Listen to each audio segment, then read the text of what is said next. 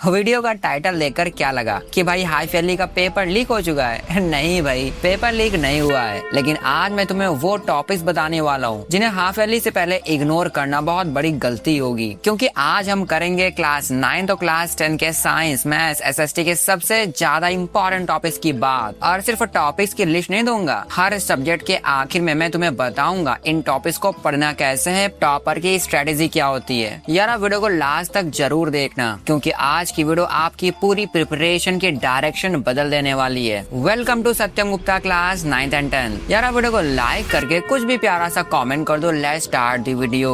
मेरे दोस्त, सबसे पहले बात करते हैं क्लास 9 मैथ्स के बारे में। तो यहाँ पर आपके हाफ ईयरली मैथ्स के अंदर सबसे पहला चैप्टर है orienting yourself, the use of coordinates. उसके बाद है introduction to linear polynomial. Third chapter है the world of numbers. Fourth chapter है exploring algebraic identities and chapter 5 है एम up and down and round and round. अब अगर जल्दी से बात करें क्लास 10 के मैथ्स के हाफ ईयरली सिलेबस के बारे में, तो यहाँ पर हाफ ईयरली के अंदर है real numbers, polynomials, linear equation, quadratic equation, arithmetic progression, triangles, coordinate geometry and trigonometry. यार अगर क्लास 9 के साइंस सिलेबस की बात करें तो यहाँ पर exploration, cell, tissues, motion, mixture, forces and atom वाला चैप्टर। अगर क्लास 10 साइंस के हाफ ईयरली सिलेबस की बात करें तो यहाँ पर आता है chemical reaction equation, acid base salt, metal and non metals, life processes, control and coordination, light and human eye. मेरे दोस्त, अगर क्लास 9 के सोशल साइंस की बात करें तो हिस्ट्री में है ये 3 चैप्टर्स, ज्योग्राफी में है ये 2 चैप्टर्स, आपके साइंस के फिजिक्स के छोटे भाई सिविक्स के अंदर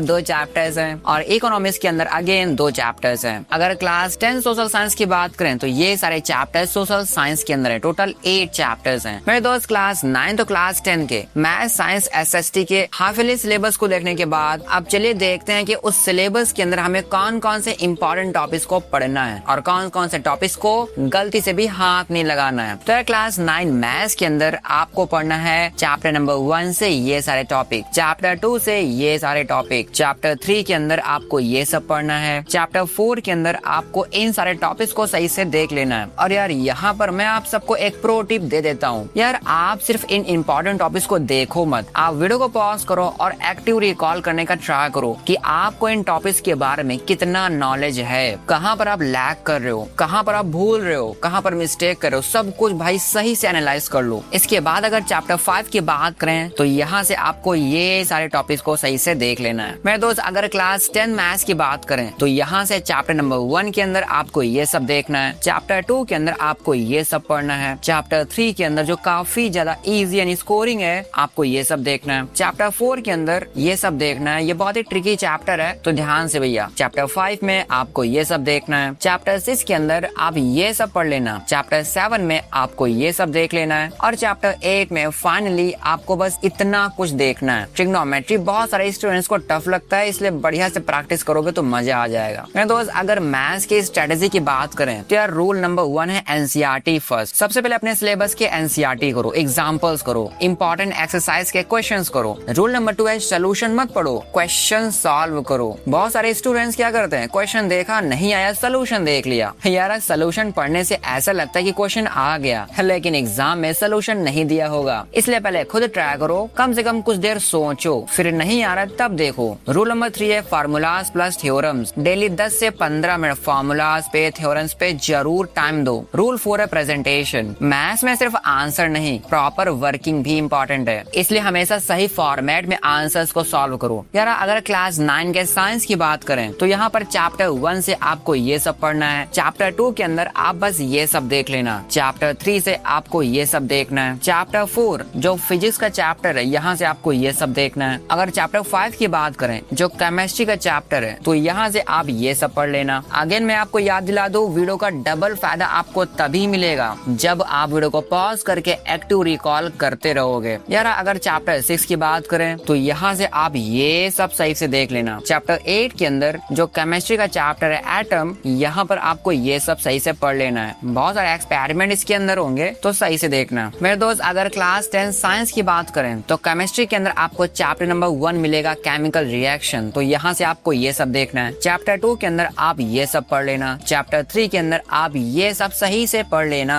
अगर बायोलॉजी की बात करें तो लाइफ प्रोसेस के अंदर आप इन सारे इंपॉर्टेंट टॉपिक्स को गलती से भी मत भूलना। कंट्रोल एंड कोऑर्डिनेशन के अंदर आप ये सब सही से देख लेना। अगर फिजिक्स की बात करें तो यार लाइट वाले चैप्टर में आपको गलती से भी मिस्टेक नहीं करनी है। ये बहुत ही लंबा चैप्टर है लेकिन बहुत इजी भी है, स्कोरिंग भी है और बहुत ही प्रैक्टिकल चैप्टर है। तो इन सारे टॉपिक्स को इतने अच्छे से करना कि एक भी मार्क्स लूज ना हो पाए। ह्यूमन आई के अंदर आपको ये सारे टॉपिक्स को सही से देख लेना है। यार अगर साइंस की स्ट्रेटेजी की बात करें तो रूल नंबर 1 है बायोलॉजी के लिए यहाँ पर डायग्राम की खूब प्रैक्टिस करो। रूल नंबर 2 है फिजिक्स के लिए जो कि है न्यूमेरिकल्स। फिजिक्स में सिर्फ थ्योरी पढ़कर मत जाना, फॉर्मूला देखो, एग्जाम्पल देखो, खुद सॉल्व करने का ट्राई करो और क्वेश्चन नहीं आ रहा है तो सोल्यूशन देख लो, लेकिन पहले खुद ही करना यार। रूल नंबर 3 है केमिस्ट्री के लिए रिएक्शन रिवीजन। आपको सारे इंपॉर्टेंट रिएक्शंस को दिमाग में सही से बैठा लेना है। रूल नंबर 4 है case based question and assertion reason. यहाँ पर आपको बहुत सारे क्वेश्चंस को प्रैक्टिस करना है क्योंकि असर्शन रीजन वाले क्वेश्चन साइंस के अंदर बहुत ही इंटरेस्टिंग आते हैं। कॉन्सेप्ट वही रहेगा लेकिन क्वेश्चन की लैंग्वेज बदल जाएगी। अगर प्रैक्टिस कर रखोगे तो नया नया नहीं लगेगा एग्जाम के अंदर। मेरे दोस्त अगर क्लास 9 के SST की बात करें तो हिस्ट्री के अंदर आपको चैप्टर नंबर 1 ये पढ़ना है और यहाँ पर ये सारे टॉपिक्स हैं। चैप्टर 2 के अंदर आपको ये सब सही से पढ़ लेना है। चैप्टर 3 के अंदर आप ये सब देख लो। यार अगर ज्योग्राफी की बात करें तो यहाँ पर चैप्टर नंबर 1 के अंदर आप ये सब पढ़ लेना। चैप्टर 2 के अंदर ये सब सही से स्टडी कर लेना। अगेन आपको याद दिला दूं भाई, एक्टिव रिकॉल करते रहो, बहुत फायदा मिलता है। मैंने खुद भी ट्राई करके देखा है। अगर सिविक्स की बात करें तो डेमोक्रेसी वाले चैप्टर से आप ये सब देख लेना और इलेक्शन वाले चैप्टर से ये सब। इकोनॉमिक्स की बात करें तो चैप्टर 1 में आप ये सब देख लेना एंड चैप्टर 2 के अंदर ये सब सही से देख लेना। मेरे दोस्त अगर क्लास 10 SST की बात करें तो हिस्ट्री में चैप्टर 1 है नेशनलिज्म इन यूरोप। यहाँ से आप ये सब पढ़ लेना। चैप्टर 2 के अंदर आप ये सब पढ़ लेना। जियोग्राफी के अंदर आपको चैप्टर 1 से ये सब पढ़ना है। चैप्टर 2 से आप ये सब पढ़ लेना। चैप्टर 3 से ये सारा कुछ। अगर सिविक्स की बात करें तो भैया चैप्टर 1 से आप ये सब सही से पढ़ लेना। चैप्टर 2 से ये सब सही से रिवाइज कर लेना। इकोनॉमिक्स में आप ये देख लेना चैप्टर 1 से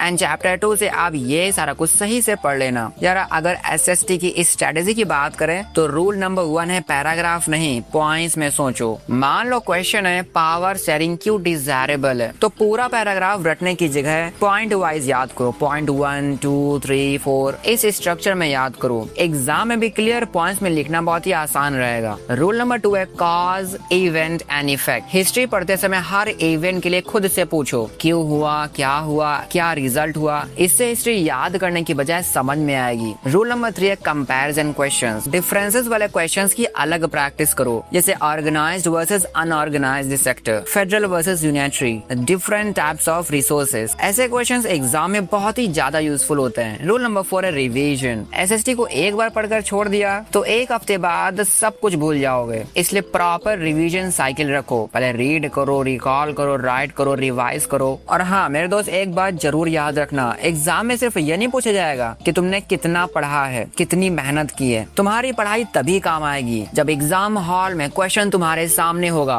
और तुम बहुत ही कॉन्फिडेंस के साथ बोलोगे हाँ ये कॉन्सेप्ट तो मुझे आता है, इसे तो मैं चुटकियों में सॉल्व कर दूंगा। अगर आपको उस लेवल का कॉन्फिडेंस चाहिए तो आज इस वीडियो के बंद होने के बाद एक नोटबुक निकालो, 3 हेडिंग्स बनाओ, साइंस, मैथ्स, SST, और आज ही चेक करो इनमें से कितने टॉपिक्स तुम्हारे तैयार हैं और कितने पेंडिंग में हैं। जो चैप्टर नहीं हुए हैं उनकी एक छोटी प्रायोरिटी लिस्ट बनाओ और वहीं से प्रिपरेशन स्टार्ट कर दो। यार अगर इस वीडियो ने तुम्हारी प्रिपरेशन थोड़ी भी आसान की है तो इसे अपने उस दोस्त तक जरूर शेयर करना जो अभी भी बोल रहा है हाफ ईयरली की पढ़ाई कल से स्टार्ट करूंगा। And guys at the end I would say if you find this video helpful then don't forget to like it and share this video with one of your true friends. Guys मैंने इस video के description में बहुत सारे products को tag कर दिया है तो आपको लेना हो या फिर ना लेना हो लेकिन एक बार चेकआउट जरूर कर लेना कि आपके भाई ने डिस्क्रिप्शन के अंदर क्या क्या टैग किया है। अगर आप अपने भाई को सपोर्ट करना चाहते हो तो आप चैनल का मेंबरशिप ज्वाइन कर सकते हो जो सिर्फ 59 रुपीज में आता है। एंड गाइज अगर आप मेरे अदर वीडियो देखना चाहते हो तो आप स्क्रीन पर क्लिक करके देख सकते हो। मैं आपको वहीं मिलता हूँ। Bye bye bye.